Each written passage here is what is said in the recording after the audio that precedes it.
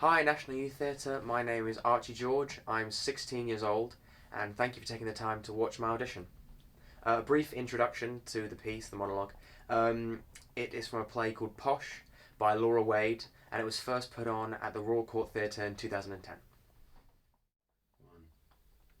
I don't care if he hears me. I'm sorry, but what was that? What does he think?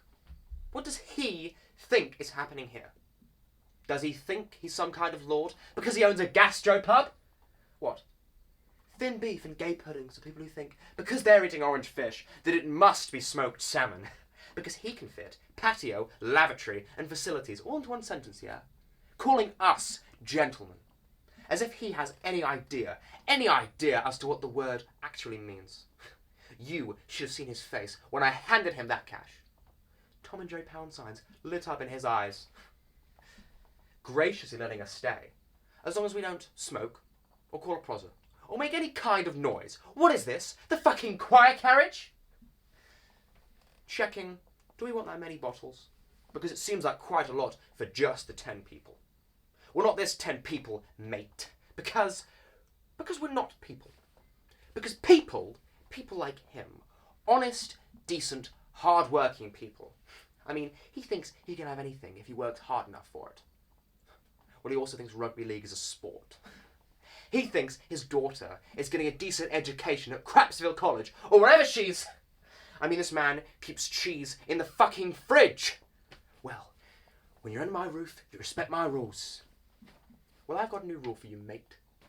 It's called survival of the fittest. It's called fuck you, because we're the riot club. Respect that. Oh, but you can't have one rule for them and another rule for you. Why not? Seriously, why the fuck not? With Riot Club.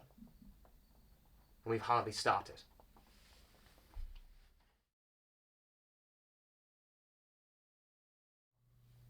So I would like to join the National Youth Theatre because it would give me great opportunities as an actor to work with fellow like-minded young actors, talented actors, professional directors that are staged and shows that are staged professionally. Being part of the National Youth Theatre community itself, I believe, will give me more opportunities, more stepping stones to move further in my career. And I just love performing, and any chance to do that on a stage, as impressive as that, I just leap at. My other passions outside of acting on stage is firstly music. I love playing my guitar. I got to grade 2 my electric guitar a few years ago, which I'm quite proud of, clearly.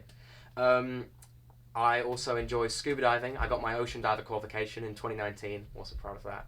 But my biggest passion and my love outside of, acting is movies. I love to study film. I study film for my A-level.